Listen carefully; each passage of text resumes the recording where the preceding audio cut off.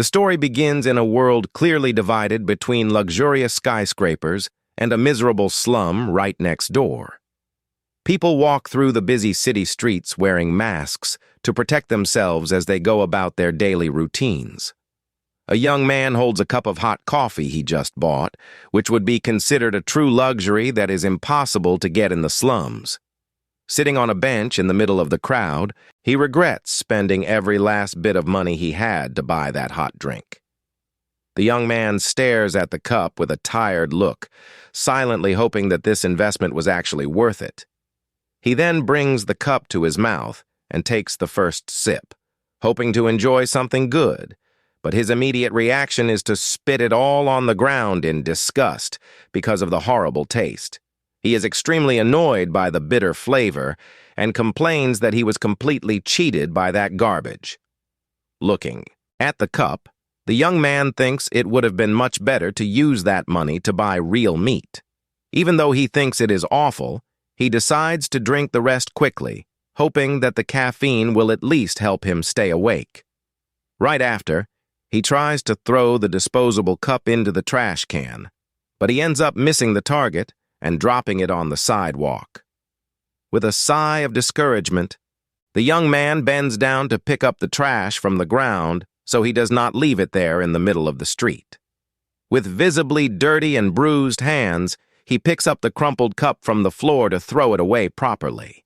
The young man then returns to walking, dragging his tired feet along the busy sidewalk while other people pass by him. He continues walking aimlessly in the middle of the crowd, fighting against the extreme fatigue that insists on dominating his body.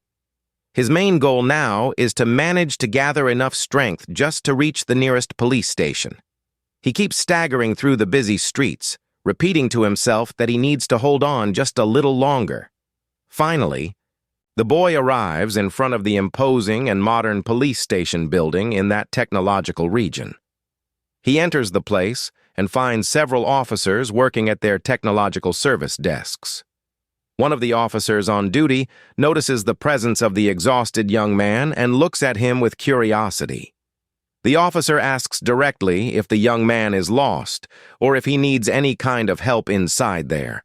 The young man reveals that he is turning himself in according to the emergency rules for being a bearer of the terrible nightmare spell. The officer panics immediately and jumps out of his chair, completely startled by that unexpected revelation. An emergency alarm starts to ring loudly throughout the place, announcing that a code black is being held at the police station. While chaos sets in around him, the young man reflects on the sad reality of being infected by this curse. It all began decades ago when a strange chronic fatigue emerged and started making people fall into a never-ending sleep. Soon, humanity discovered that it was not a common illness, but rather a powerful and frightening magical curse. The worst part was that those who died during this deep sleep ended up turning into terrifying monsters known as nightmare creatures.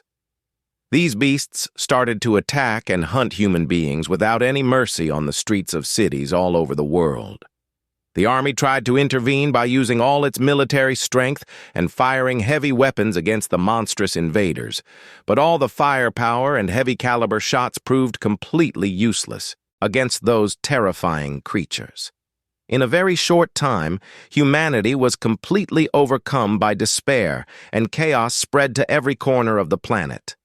It was then that something surprising happened in the hospitals where the infected patients were hospitalized. Some of the people who had fallen into the deep sleep finally started to open their eyes and wake up. Those people were the infected ones who managed to survive the deadly dangers of the test within the nightmare itself. Upon overcoming the challenges of the test, they awakened with miraculous powers and incredible magical abilities. Using these new abilities, the awakened managed to fight the monsters and bring back a sense of peace to the world.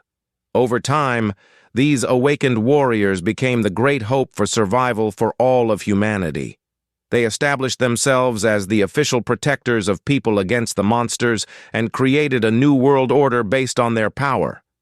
To prepare the youth, schools started to teach combat and survival techniques in case they were infected in the future. The wealthiest families paid fortunes to ensure their children received the best training possible to awaken. Furthermore, children born into powerful, awakened families could inherit memories and very valuable magical items. However, the young man knows very well that this reality full of privileges has absolutely nothing to do with a poor orphan from the slums like him. For someone in his situation, being chosen by this curse means only receiving an inevitable death sentence. Now, in a maximum security facility, heavily armed guards watch the metal doors of the containment room. The place where the boy finds himself now is a restricted and highly guarded area in the police station of the North Siege capital. Inside a well-equipped interrogation room, an officer begins to question the young man and asks what his name is. The young man answers with discouragement that his real name is Sunless, but explains that most people just call him Sunny. The officer finds his name quite unusual, and the boy explains that he was born during a solar eclipse because his mother had a poetic soul. The investigator then asks if he wants them to contact his family, but the young man replies that he has no one in the world. The officer asks how much longer Sunny can stay awake, and the boy replies by shaking his head that he will not be able to last much longer. Deciding to skip the formalities, the officer asks him to pay close attention and asks how much he really knows about the nightmare spell. Sunny explains simply that the infected person enters the dream realm to defeat some terrifying monsters. He continues by saying that after completing the first nightmare, the person gains magical powers and finally becomes an awakened. The officer agrees that he knows at least the basics, but asks him to listen very carefully to the next instructions. He warns that in the first nightmare, the young man will not only find monsters, but also people who are not actually real. The man explains that these people are just illusions created to test him, and Sunny asks, confused, how he can know that. The officer says that he might need to remove these people, and for that reason, he should think of them only as mere illusions for his own good. He also advises the boy to check his attributes and his aspect immediately as soon as he enters the nightmare. If he manages to get a combat-focused aspect like that of a swordsman or an archer, his journey will be much easier. But the officer says for him not to despair even if he receives something that is not focused on fighting, as there are no useless aspects. After all, the spell creates survival tests and not executions, so he must do everything to stay alive in that place. The man says that the young man's actions during the test will determine the rewards and powers he will receive if he wins. But if the boy loses in the process, he will turn into a portal that will bring a terrifying monster into the real world. The officer points out with seriousness that if this tragedy happens, he and his team members will have to face the creature. In a moment of desperation, the officer begs for Sunny not to fail in any way, or at least not to fail right at the start. He explains that a strong awakened will take hours to arrive, and for that reason he begs the young man not to leave them fighting alone. Suddenly, a mysterious message appears on a glowing panel, welcoming the new aspirant of the nightmare spell. Sunny wakes up in a totally unknown place and finds himself standing on the edge of a cliff in front of an immense waterfall. Looking around completely confused, the boy wonders where exactly he ended up upon entering the nightmare. He looks up, astonished to realize that the moon is moving in the sky at an incredibly fast speed. Right after, the sun rises on the horizon, showing that time is passing in an extremely accelerated way. He is shocked to understand that time in that mysterious place is running backward. The boy widens his eyes, unable to believe the bizarre phenomenon that is happening right before him. He looks at the ground covered in snow and is horrified to see that the valley is completely filled with human skeletons. Seeing that disturbing scene, Sonny starts to wonder if a violent war happened there in the past, or if that was actually a terrible massacre of prisoners who were chained and without a chance to defend themselves. While observing the remains, the young man is surprised by glowing blue runes that start to float in the air. His eyes shine as they reflect the magical words that form in the space right in front of him. He continues staring fixedly at the mysterious symbols that seem to reveal important information about the test. The magical message finally completes on the floating screen, ordering him to prepare for his first big test. At the same moment, heavy chains appear out of nowhere, binding Sonny's wrists and making him wonder what is happening. He looks down, startled, and realizes that he is completely chained with rustic iron shackles. Sonny hears the sound of horses and sees warriors in armor passing by, which leaves him even more confused about the situation. He remembers having heard that aspirants usually start in positions of warriors or influential families. The boy is extremely annoyed to realize that he was placed in the worst possible situation, that of a chained slave. Seeing the long line of prisoners marching in the cold, he deeply regrets having drawn the worst initial scenario of the spell. New glowing words start to flicker before the young man's face, revealing his personal data from the system. He observes those floating symbols, intrigued because he had never seen a type of writing like that in his entire life. Even without being able to read the symbols in a conventional way, he realizes that he can perfectly understand the meaning of each one of them. The screen shows his aspirant name and reveals that his spiritual core is still completely asleep. The panel continues showing his special attributes, which include destiny, marked by divinity, and a connection to shadows. Sonny thinks that since the spell always seeks balance, he should at least receive a very strong combat aspect. But he is shocked to read that his official aspect is that of a temple slave, considered totally useless and without value. The young man is furious with the system's description and remembers the officer's lying words about there being no useless aspects. The screen details that his destiny attribute attracts extremely rare and bizarre events, both for his good and for his bad. Distracted by the messages, Sonny ends up tripping in the snow and falling to the ground, while his chains make a loud noise. One of the prisoners yells, annoyed, telling the boy to watch where he is going, and asks if he wants to move on early. Another man in the group says coldly that it is not worth wasting time arguing or caring about that weak boy. He states that the young man will not survive until dawn, because the extreme cold or the mountain monsters will take care of him soon. A slave wonders how many will survive on that cold mountain. But the blonde prisoner yells, annoyed, saying that he plans to survive no matter what. Sonny observes the two, finding the pair funny, while another slave warns that they had bad luck with the weather and advises the blonde not to hurt the boy. The blonde slave asks, annoyed, the reason for receiving this advice, and the older prisoner points to the marks on the skin of Sonny's neck. He explains that Sonny did not become a slave due to debts or crimes like them, but that he was born free to serve the temple of the god of shadows. The panel reveals that the boy possesses the attribute of the mark of divinity for having been touched by something divine a long time ago, but the blonde one does not care about that. The older prisoner says that the temple of the god of shadows was destroyed recently by the Empire and suspects that was how Sonny ended up captured. He asks the blonde if he really wants to run the risk of angering an ancient god, making the brute grumble and retreat a little. A mounted guard approaches, asking if there is a problem, but the prisoner lies, saying they are just very cold and tired. The man adds that he was just worried about the difficult journey for the young slave, and the guard stares at Sonny, asking what he is looking at. The guard tells Sonny to hang in there for a little longer, as they will stop to camp as soon as the sun sets on the mountain.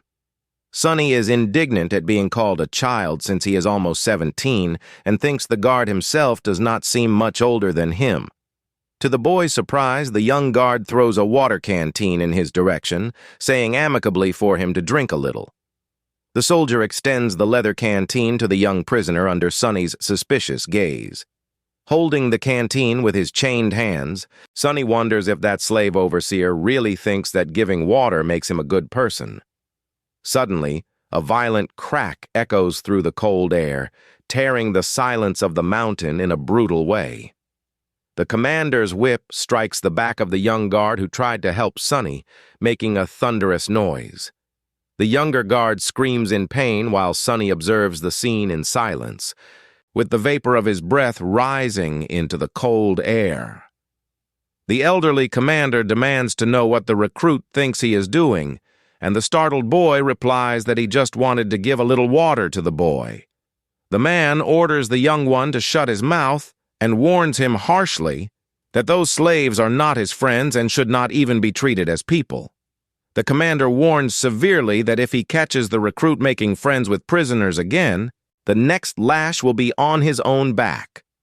Sonny observes the cruelty of the guards in silence and starts to plan in his mind a terrible revenge against the two men.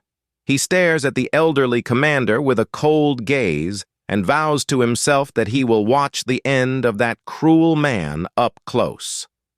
And right after, he focuses his dark gaze in the direction of the young recruit who had just been lashed by the boss.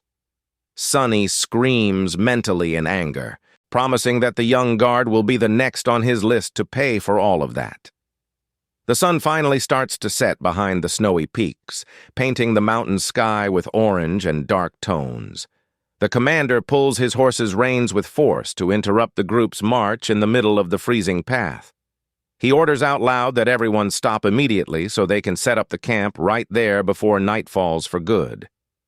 The dark night soon dominates the mountain, and the camp is set up on top of the cliff with bonfires lit to ward off the extreme cold.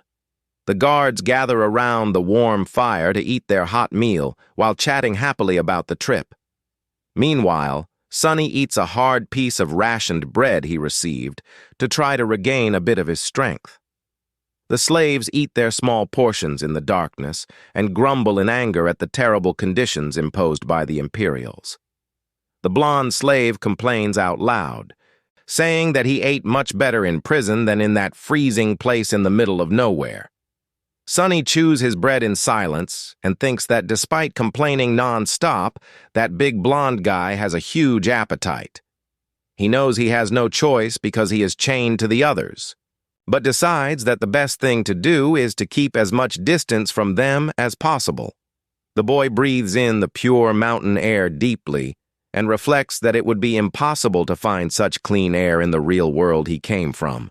Sonny realizes that being chosen by the nightmare spell might have its advantages and decides that he should analyze his attributes again. He invokes the system's floating screen in silence, wanting to look with much more attention at all the details he could not see before. The description of the Child of Shadows attribute reveals that the very shadows of that world recognize the young man as one of their own. Sonny finds that information very interesting and is pensive as he tries to understand what it means to be recognized by the shadows. He turns, intrigued, to look around and try to discover if this mysterious power is already causing some change in his body. The boy focuses his vision on the dark forest that is located just behind the camp of the prisoners and the soldiers. He is impressed to realize that his eyes glow in the dark and that he can now see everything perfectly even at night.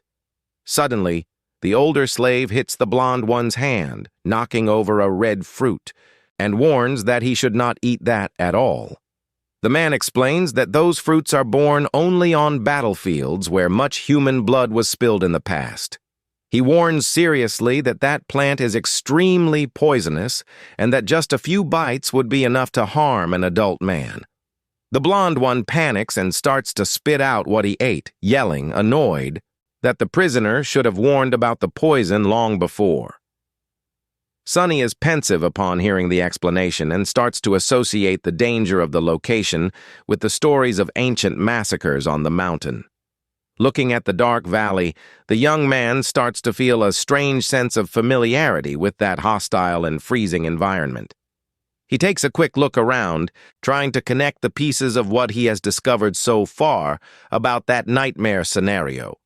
He finally remembers the immense pile of skeletons he saw when time was running backward at the beginning of his test. Sunny focuses his attention on the chained wrists of the skeletons and finally notices a frightening pattern among the dead. The boy widens his eyes in complete shock upon confirming his worst suspicion about the cruel fate of that group of slaves. Suddenly, a brutal and violent attack happens in the middle of the camp, spreading fresh blood over the snow and scaring everyone.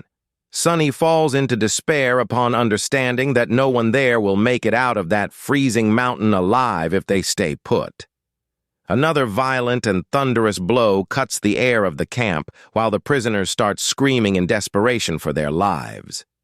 The boy remains paralyzed with panic, repeating to himself that everyone present there is about to be harmed by the danger. A severed hand covered in blood appears, thrown on the cold ground, showing the extreme violence of the sudden attack they suffered. Sunny lets out a cry of terror upon seeing the threat approach him and the other chained prisoners quickly. A gigantic and frightening eye opens in the midst of the darkness of the night, revealing the presence of a colossal monster creature. One of the soldiers is thrown violently away after receiving a devastating impact that throws him straight against the rocks. An immense explosion of snow and debris happens in the center of the camp, throwing bodies and equipment in all directions. Chaos and destruction take over the place in a few seconds, while smoke and cries for help echo along the cliffside. The commander and the surviving guards look around in complete shock, not understanding what kind of terrible force attacked them. One of the soldiers screams in desperation, pointing to the top of the cliff, and the captain looks up with an expression of pure panic. A gigantic and destructive shadow falls from the sky toward the camp, while the prisoners scream for help in panic. The captain draws his glowing sword quickly and orders out loud that all his men stand up and prepare to fight. The soldiers observe, terrified. The immense silhouette of a terrifying monster positioned right at the top of the rocky mountain. The creature reveals multiple glowing and hungry eyes that stare at the camp from above, ready for the strike. The captain grinds his teeth in anger, raising his weapon, and comments, intrigued, that he had never heard of monsters in that region. A fast and sharp sound echoes through the darkness, indicating that the monster moved at an absurd speed across the battlefield. The elderly commander is completely horrified to realize that the beast disappeared from the top of the cliff in the blink of an eye. He orders desperately that his men stay on high alert, as no one knows where the next blow from the creature will come from. A soldier tries to warn that something is moving near them, but is interrupted at the same moment by a sharp and silent blow. The soldier's blood splashes violently through the cold air of the mountain, confirming the instant end of the poor imperial warrior. The monster with multiple arms and sharp claws lands right in the middle of the startled slaves who have nowhere to run. One of the prisoners screams, panicked, not knowing what that is, while another complains that it is too dark to see the threat. The image of the frightening beast with its mouth open reflects in the wide-eyed eye of one of the slaves seconds before the final attack. The beast attacks brutally, stopping one of the slaves in a quick movement that spreads warm blood over the cold snow of the mountain. Sunny watches the bloody scene in a complete state of shock, thinking that that situation exceeded all limits of what is acceptable. In panic, the surviving prisoners start running in desperation, dragging Sunny along with them because of the heavy chains. The frightening creature chases the group of fugitives while they beg desperately for help in the midst of the darkness. The beast shows its rows of sharp and blood-covered teeth, snarling with extreme fury and ready to tear them all apart. The monster delivers a powerful blow with its sharp claws, tearing the cold air toward the chained fugitives. One of the slaves is hit head-on and falls to the ground, while Sunny manages to dodge the mortal attack of the beast by very little. The boy widens his eyes in panic upon realizing the proximity of the end and lets out a curse of pure frustration with that situation. The monster hits one more prisoner with force, throwing his body to the ground with a violent impact that shakes the snow around. The men shout to run away from there, while the glowing eyes of the beast stare at them fixedly through the smoke of the combat. One of the fallen slaves falls heavily on top of Sunny, pinning the boy to the ground and making him complain about the huge weight of the man. Desperate with the approach of the monster, Sunny tries to push the body with all his strength and shouts for it to get off him. The boy makes an extreme effort and grinds his teeth in panic, fighting against time to manage to free himself from that mortal trap. With a final push, the heavy body of the slave rolls to the side, but Sunny remains tied to him because of the iron chains. Sunny stands up quickly and looks startled at the fallen companion, trying to confirm if the man really lost his life there. Hearing the cries of agony around him, he thinks the situation is terrible, but understands that the scenario could still be much worse for him. He realizes, relieved, that the monster is focused on hunting the other fugitives and mentally calls those who try to run idiots. The prisoners run in desperation toward the dark forest, shouting for everyone to move quickly to try to escape the beast. Sunny observes the escape and realizes that they are condemning themselves because without a fire, everyone will freeze before dawn. He warns that fleeing in the dark is a mistake, but the blonde slave yells back, saying that he prefers to freeze than to be eaten alive by the monster. The blonde one pulls the chains with force, ordering everyone to follow him to find a safe place to hide in the forest. With a violent tug, the blonde slave drags Sunny through the snow, making the boy lose his balance with the sound of the chains. Sunny grinds his teeth in pain and frustration at being dragged against his will, but has no choice other than to accompany the group in flight. The blonde one yells, asking if he cannot move, and Sunny replies, furious, saying that he is chained to the heavy body of the fallen prisoner. Suddenly, the body of the big slave starts to move in a strange way, making Sunny wonder, startled, if the man was still alive. To Sunny's bad luck, the body of the prisoner starts to transform in a grotesque way, and he curses himself mentally for having thought of the worst possibility. The boy widens his eyes in panic upon witnessing the terrible transformation happening right before him on the dark mountain. Sunny realizes that that is a bizarre and dangerous mutation that is turning the fallen prisoner into a hungry creature. He is shocked to note that it is a tyrant, and wonders what a creature of such a high level is doing right in the first nightmare.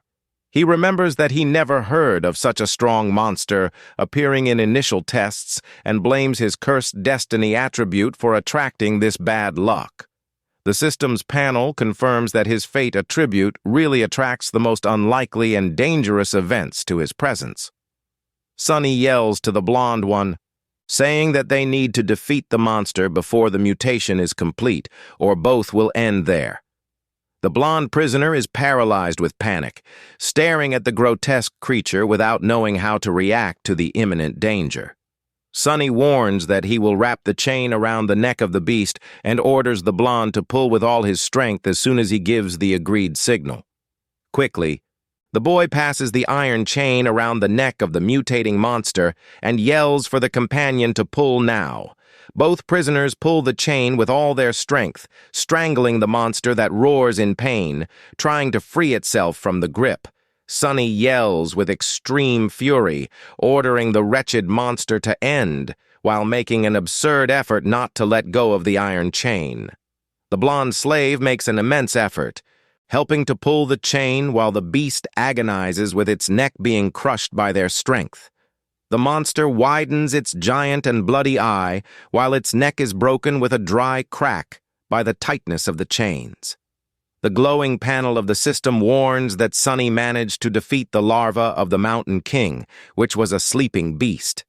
The lifeless body of the monster collapses heavily on the ground covered in snow, raising a cloud of dust and blood around them. Sunny breathes very heavily after the brutal combat, and discovers through the system the official name of the creature he defeated. The blonde prisoner also tries to catch his breath, trembling from the cold and exhaustion, while he tries to digest what just happened there. He falls to his knees, exhausted, and yells, relieved, celebrating that they finally managed to stop that frightening creature. Sunny collapses, tired, in the cold snow, and thinks that he only needs 3 seconds of rest to manage to recover a bit of his energy. The blonde one looks at the boy and asks, startled, what they should do now, since they are lost in the middle of that dark mountain. But the peace does not last long, as a group of new larvae emerges running toward them, making Sunny realize that the situation has worsened.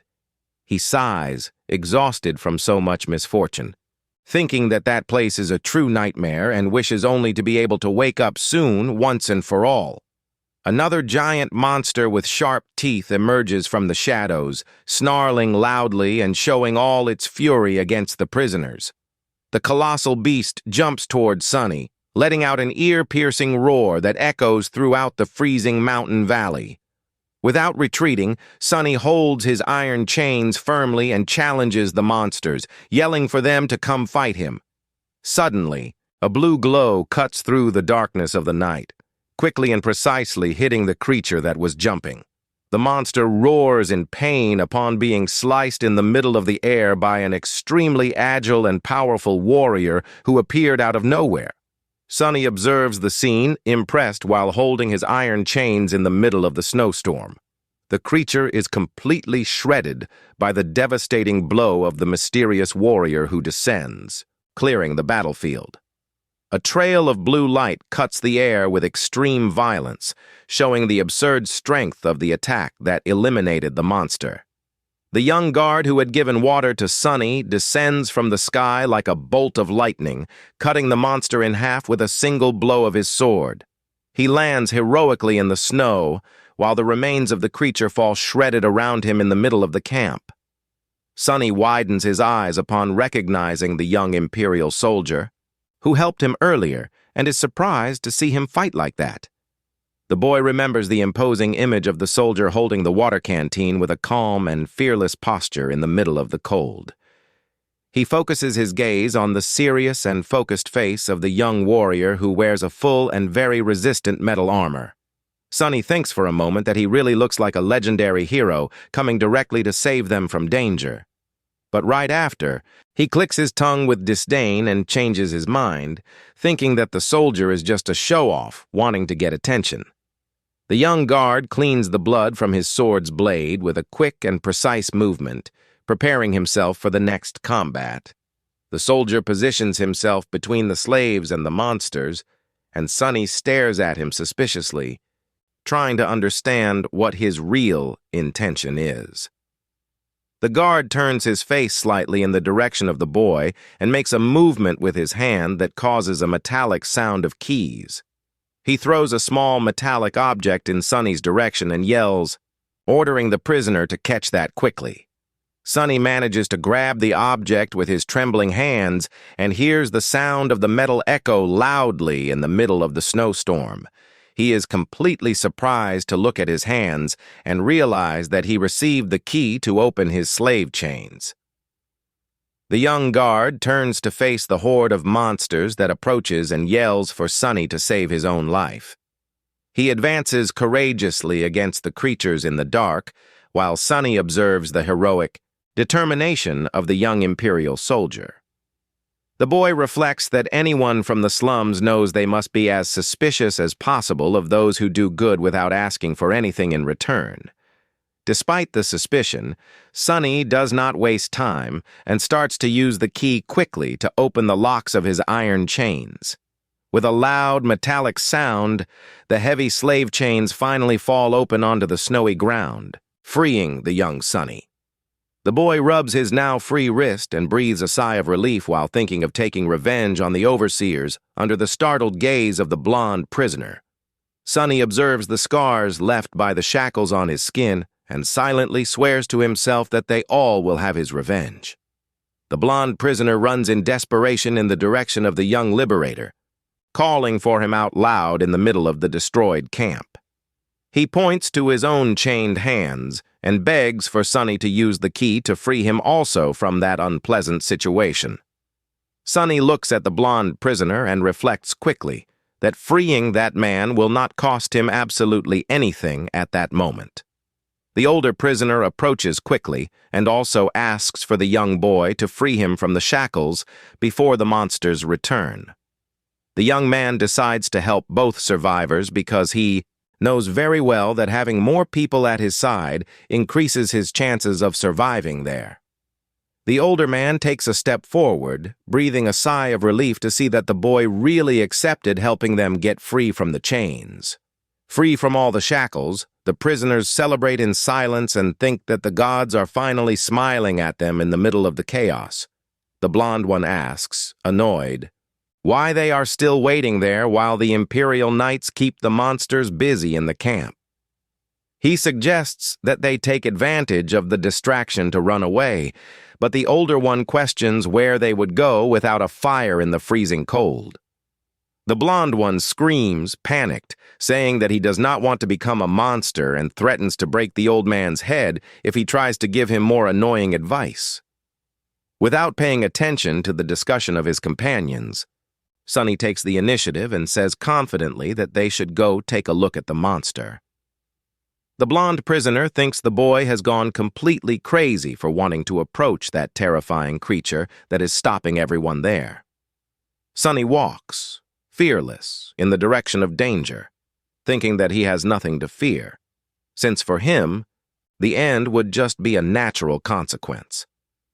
He moves forward without worrying about the sharp claws and the hungry mouth of the monster that continues to spill blood in the middle of the camp. The colossal beast lifts the body of one of the Imperial soldiers and devours him mercilessly with its sharp teeth in a bloody banquet. Hidden behind a cart, the slaves observe the carnage, and the blonde one whispers, desperate, asking what the plan is now. The blonde one whispers to the older one, saying that the boy is a total lunatic for being so calm while the beast devours the soldiers' bodies. Unaware of his companion's whispers, Sunny focuses his mind on discovering a viable way to eliminate that terrible creature from there. Suddenly, the captain challenges the monster, shouting, drawing its attention and making Sunny widen his eyes, surprised by that attitude. The boy realizes that the young knight's attack is the ideal distraction he needed and hopes the warrior manages to end the beast. The monstrous tyrant covered in blood roars with fury, staring at the young captain who advances, fearless, for the mortal combat in the snow. The captain jumps, delivering a powerful blow with his blade and yells, calling the creature an abominable monster while trying to stop it. But the warrior's sword hits the hard skin of the creature with a metallic sound and sparks, showing that the attack caused no damage at all. The captain retreats, frustrated, upon realizing that the monster's skin is too thick and that his weapon cannot even scratch the tyrant's body. He widens his eyes in panic to see that the creature moves quickly to counterattack with its lethal and sharp claws. The young warrior is hit head-on by the powerful blow of the beast and lets out a groan of pain upon being thrown with extreme violence to the ground. The captain falls heavily into the snow while the colossal monster rises before him, ready to deliver the final blow. Observing everything from afar, the older slave warns that the warrior is resisting well but will soon be exhausted from fighting so much. Sunny agrees with his companion's analysis and takes a quick look around in search of some element that he can use to his advantage there. The boy focuses his attention on the hillside and starts to plan in his mind how to put into practice a risky and brilliant idea. He spots the heavy supply cart parked on the snowy slope and realizes immediately that he found the perfect solution. Knowing that he does not have the strength to face the beast face to face, the young man decides that he will use the force of gravity to do the work for him. Sunny runs in the direction of the wooden cart at the top of the slope and shouts for the other two prisoners to follow him if they want to live.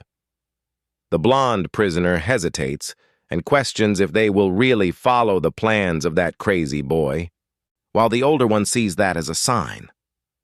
The old man decides to trust the boy once again and starts to run after him, while the blonde one lets out a curse of anger but follows him.